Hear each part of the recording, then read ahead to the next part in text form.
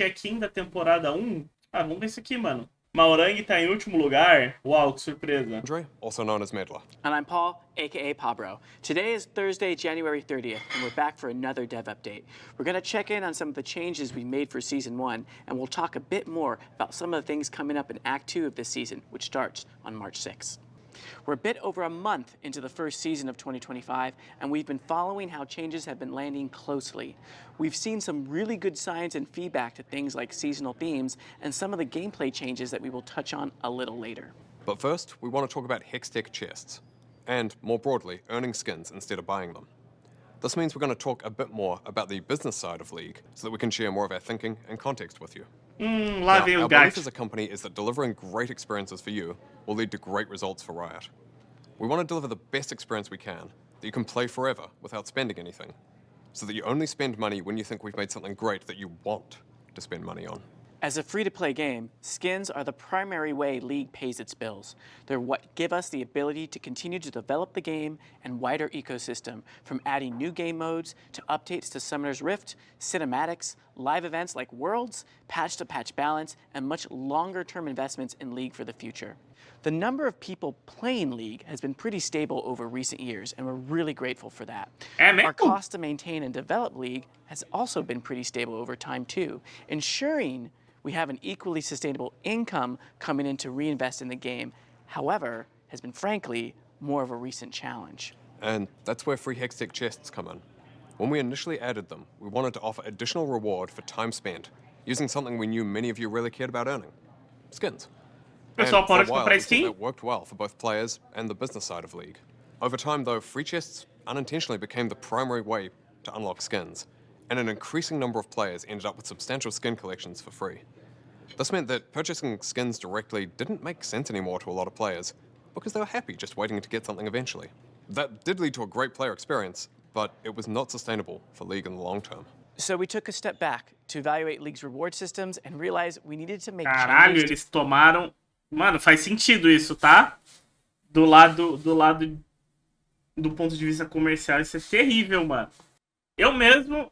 Quantos de vocês nunca mais compraram uma skin depois que saiu os baús? Nunca mais?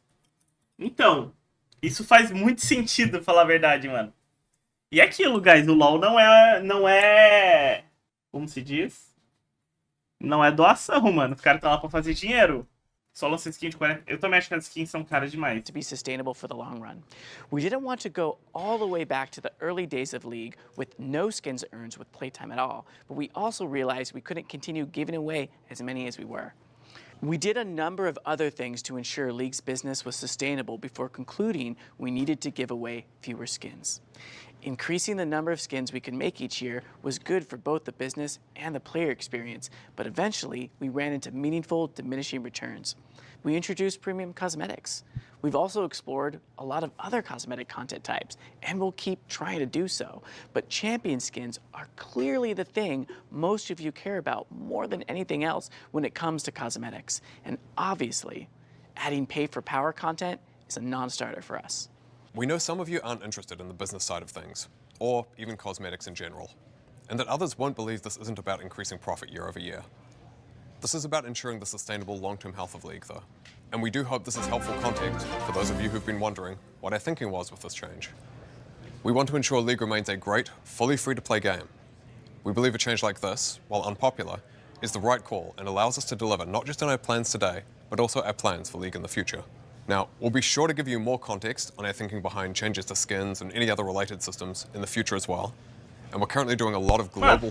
Assim, do ponto de vista comercial, é a decisão correta, velho. Tem que fazer. ...surveying and discussion with players about what is and isn't working. Pra empresa, né? Speaking of which, we want to talk about some changes we have coming to Battle Passes. First up, we've got some improvements to the Battle Pass skins. We've heard a fair bit of feedback that those skins don't feel like they're good enough in various respects. We agree with a lot of that feedback. We're going to be looking to add more distinct visual effects and more pronounced model changes. We're also planning to deviate from a season's theme a bit for some future pass skins, given the risk we otherwise overdo the same sorts of visual appearances and/or pushing champions into themes that don't make sense. Now, because it takes some time to make or modify skins, Those improvements won't be present in the Act 2 Battle Pass skins that you'll see in a couple of weeks. They will, however, be fully reflected in the pass skins for Season 2, which starts in May. Additionally, if you don't already own the champion for the Battle Pass skins, unlocking the skin will also unlock that champion for you. We also want to clear up how skins in the Battle Pass affect the champion's skin cooldown. We don't look at past skins when deciding when a champion is due to get their next regular skin. So if Alistar appears in the Act 2 Battle Pass, he can still receive another skin later this year. Another improvement we're making to the Battle Pass is to the missions that feed into it. Looking at your feedback, certain types of missions are pretty unpopular. We're going to be removing missions that require playing with purchase skins or players who have purchased specific skins. We're also removing and reworking missions that players were having a hard time completing, like destroy 5 turret plates in a single game, which was hard to complete for many players and impossible for ARAM-only players. And for those of you who play a mixture of League and Teamfight Tactics, we'll be roughly doubling the amount of XP that TFT contributes to the League Battle Pass. Now, with that said, let's hand things over to Matt and Eduardo to talk about gameplay. Hey friends, I'm Eduardo, Riot Cadmus Cortejoso. And I'm Riot Froxon. Just as a heads up, it's playtest time right now, so things might be a little loud. But we have a few things to discuss today. First, I want to talk a bit about how some of our gameplay changes we added in January have landed. Let's start by talking about one of the biggest changes that we saw a lot of conversation around, feats of strength. As a reminder, feats of strength were introduced to provide more structure to the early game and defer some of that early game snowballing until after laning phase by moving the immediate power of First Blood and First Turret to later in the game. These were a bit rough around the edges on release, and we made some adjustments to things like changing the feat of Warfare from First Blood to First 3 kills and nerfing Triumphant Boot stats. They're currently in a stable place we're quite happy with. As for snowballing, our goal was to keep it roughly where it was before Season 1 went live. We've been comparing this the feat of Warfare a bit rough around the edges on release, and we made some adjustments to things like changing the feat of Warfare from First Blood to First 3 kills and nerfing Triumphant Boot stats. They're currently in a stable place we're quite happy with. E aí, vocês acham que as botas estão bem? Tão suave? Fala a verdade, eu não chego a sentir um impacto, mano. Mas também não acho que é, como se diz, não é completamente inútil. Parece tá bom. Parece tá bom. Eu joguei pouco também. No competitivo eu achei totalmente whatever. As for snowballing, our goal was to keep it roughly where it was before Season 1 went live.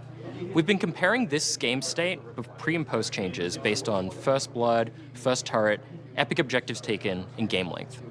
As of now, we haven't seen significant changes, and snowballing is roughly equal to where it was at the end of last year. There are still some improvements we'd like to make, of course, but overall, the changes are moving the game in the intended direction. Next up, let's discuss Artican and the Blood Roses he brought to the Rift.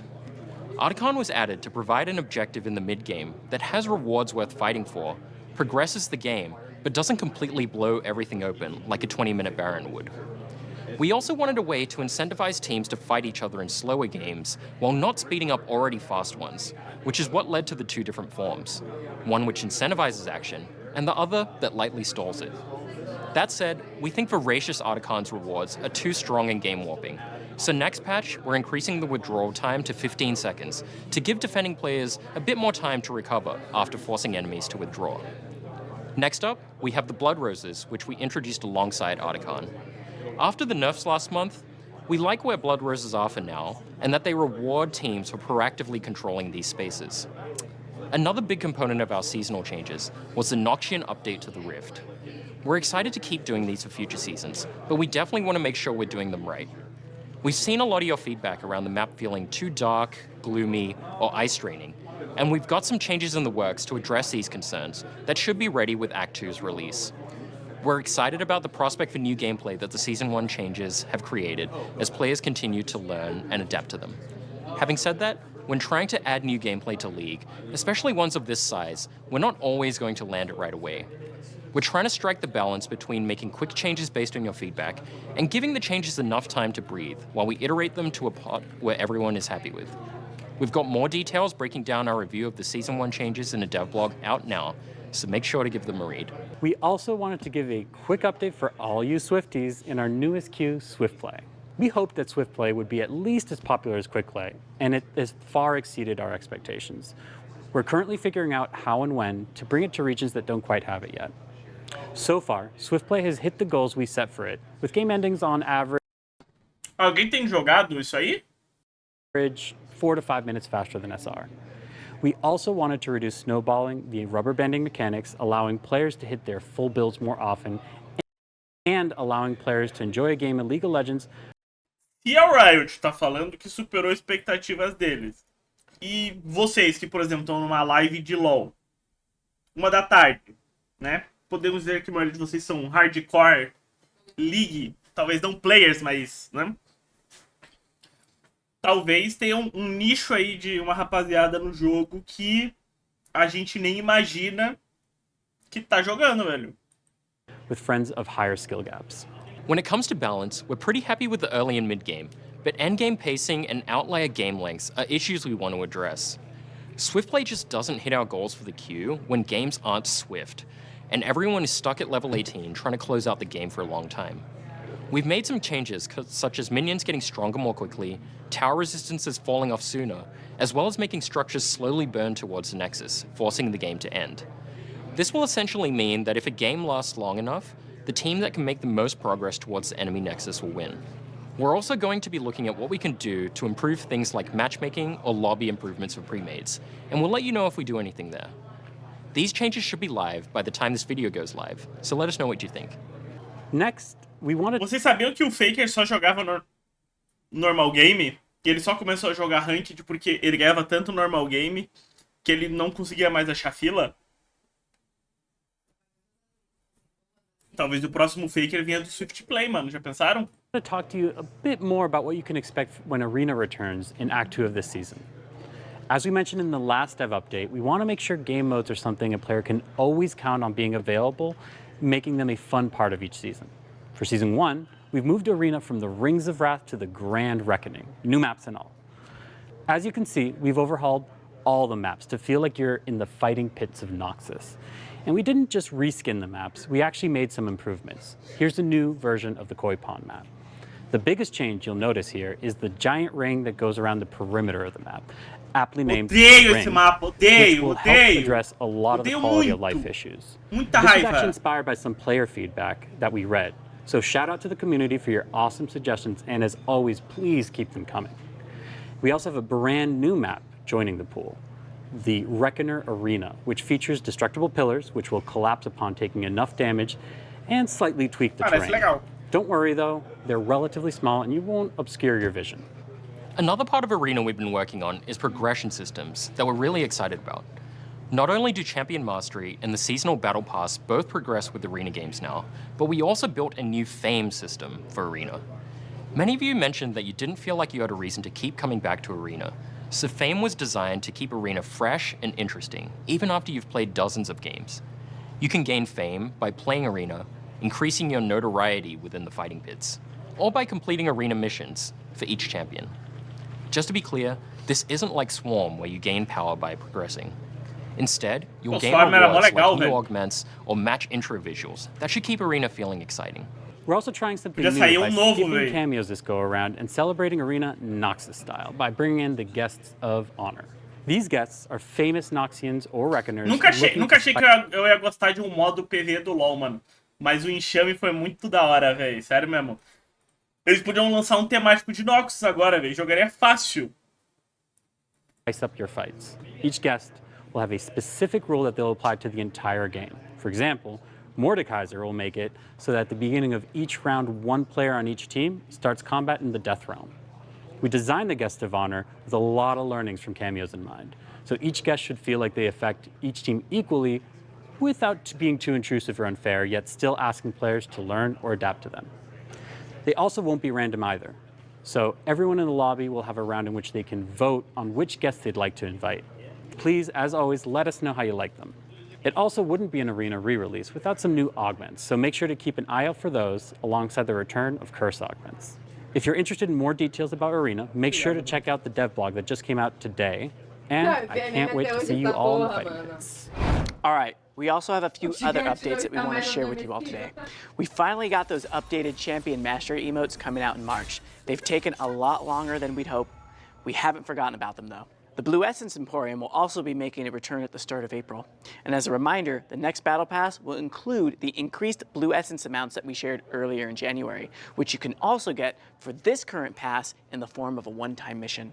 On a different topic, we've got a test Mano, of the matchmaking. Eu vou falar a real, eu me sinto às vezes meio desconectado com o LoL, mano. Porque, tipo, tudo que eu sei é entrar no LoL, clicar na ranked e jogar, mano. Todo o resto eu não sei sobre, velho. Alguns vão chamar, talvez, que seja a idade. Mas eu me sinto muito desconectado com as tecnologias do League of Legends, velho. System called TrueSkill 2 coming up. We're going to be trying TrueSkill 2 for Swift Play and ARAM games from late February onwards for a while. We think TrueSkill 2 has the potential to help us get players to a fair and appropriate matchmaking rating much quicker than our current implementation can. Será? Given how important matchmaking is to competitive games like League, though, we want to test and verify first before going really broad. A pergunta é: a Losers Kiwi existe? E só tem uma resposta certa pra essa pergunta. E se vocês falarem a outra, vocês são mentirosos. With it. So we'll run the test for a while, and then let you know how it's been going and what our next steps are or aren't. This work on matchmaking, however, has meant a trade-off to work elsewhere, to Clash specifically, because the team doing that work is the same team that would otherwise be supporting Clash. For now, as a result, Clash will occur every 2 months instead of monthly. And last for Tá this de boa. section, a bit of context on streamer mode that recently went out. É. That's been a long requested Mas feature tá uma from some bosta. players who stream. Given it's one of the things that can help reduce incidents of stream sniping and other forms of streamer harassment or nada. disruption. It's clearly not a solve by itself, but we do think it's a useful part of a wider and ongoing effort. We also wanted to take a moment to talk about what you can expect after Serve we de leave. nada, mano. O cara entra no jogo, ele olha pro meu nick e fala: é ele. Ele vai lá, abre minha live e dá ghost. O que mudou? A diferença é que agora, se ele digitar pra mim, ninguém vai saber quem ele é. Porra! Muda nada.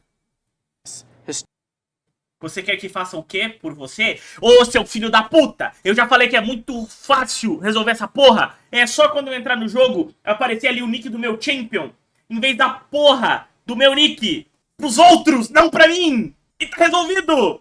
Não é difícil! Historically, our mid-year events have been mostly a time for some levity and lightheartedness, like Star Guardian or Anima Squad. And while this may not be the case for each year's second season, we want Season 2 of 2025 to be a bit of a palate cleanser after so much focus on Noxus. Now, that said, you can still expect a cohesive thematic that spans things like map Eu up, tava animadão, dates, mano. Eu falei, vou voltar a jogar LoL. No primeiro jogo que eu entro, falo: e aí, Tockers? a new champion, skins, and more. We don't want to spoil what's in store just yet, and we've still got some fun focus on Noxus ahead of us for now. João, obrigado pelos 14. Muita alegria nessa vida. Tá But we'll difícil. be back in our next dev That's update, where we'll dive into what you can expect in Season 2. That's about it for this one. Carlos Santana, valeu pelos 11 também. Tamo junto, rapaziada. Don't forget to check out the dev blogs to learn more about some of the things we talked about today. And as a reminder, the first stand tournament will be kicking off in Korea on March 10th, so be sure to tune in to watch the full Fearless draft and see which team can bring home a second bye for their region at MSI. All right, thanks so much for watching, and we'll see you next time. Bye. Thanks all. É isso. Então, Helena, eu já vi esse negócio dos shorts e tal. Tô querendo, mas não botei pra frente ainda. Vivemos em um mundo que o Valorant tem um sistema melhor que o League e o próprio Wild Rift com sistema e skin melhores que o League. Se for que os 10 inscritos... É isso aí, falou tudo, mano. Entendi nada, mas falou tudo.